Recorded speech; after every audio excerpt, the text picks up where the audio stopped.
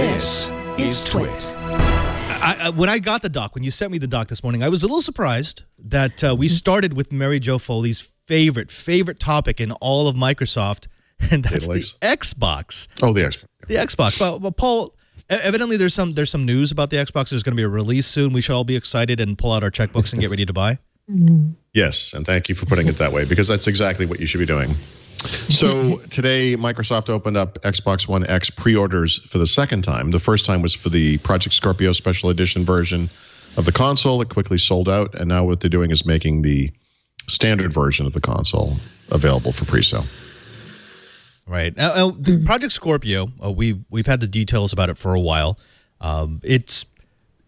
I don't know, you can't really call it a super console. The specs are impressive. It does look nice, but we are sort of in the plateau stage of the gaming console where we've got enough computing power. We actually could still use the previous generations of console. So this is more of an entertainment device rather than a video game machine. Oh, I don't know. I mean, honestly, it's being marketed more for video games because the entertainment capabilities that are possible on the X are actually still available in the Xbox One S, which is a lot less expensive. But yeah, I mean, the way things are right now, and I've actually been testing a gaming PC recently as well, which has dual graphics, really high-end system, 4.2 gigahertz processor, all this kind of stuff. It's impressive, right? I mean, G-Sync and 144 hertz, display and everything. It's neat. But there's something nice about a console. You just kind of click the button, the thing comes on, you start the game, it plays. You don't have to, think about settings, or if I turned off the mist in this game, will this make the frame rate one, frame second, faster per second or whatever.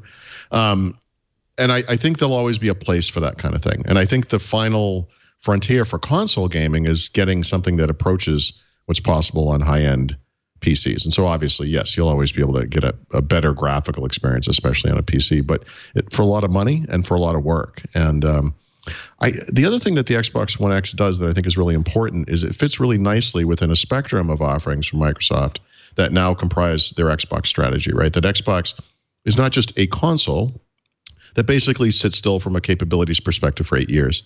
It's a family of devices where the capabilities improve over time, but you never lose backwards compatibility.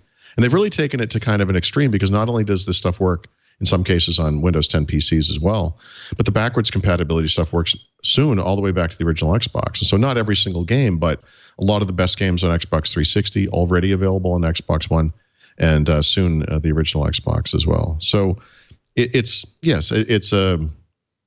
not a new thing per se, like a new incompatible, completely different thing, but it is definitely a big step up, and I think is a really nice glimpse at the future of console gaming. I think this is where things are headed, and I think Sony is doing something pretty similar as well. Right. We've also heard that there's going to be 130 plus titles available for the enhanced version, which is nice, and especially if you can go backwards and get all of the classic titles, it makes it far more compelling. Now, Mary Jo, I understand that the console world, the gaming world, is not your beat. However, there definitely is an angle here in that if you go back to, say, the Microsoft device nights that they had last year, one of their big selling points was this idea of Xbox everywhere, live everywhere. It's on the PC, it's on the console, it's on your Surface. You carry it with you. When they had a phone, it was even there was some extensibility to a phone. Yeah. And the line between console device, video game machine, and enterprise powerhouse really gets blurry when you start talking about a cloud-based service that just happens to also play video games. Do you see this being more of an appeal than just something for gamers? No. Oh, okay. I tried.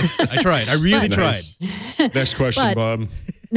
But everyone jokes on Windows Weekly and outside of Windows Weekly how much I don't care about gaming. But I will tell you this. I do care about it to the extent that you just mentioned it, Padre, which is it's a service, right? And the cloud services are Microsoft's future. So I do care about Xbox Live as a service that Microsoft is looking at to monetize Windows. So I don't totally not care, but I just personally don't care. But I understand the value to the company about gaming overall and why they continue to invest in gaming. So I do get it, but just not a personal appeal thing. Even Cuphead, guys, sorry. I know people were thinking that was what was going to win me over, but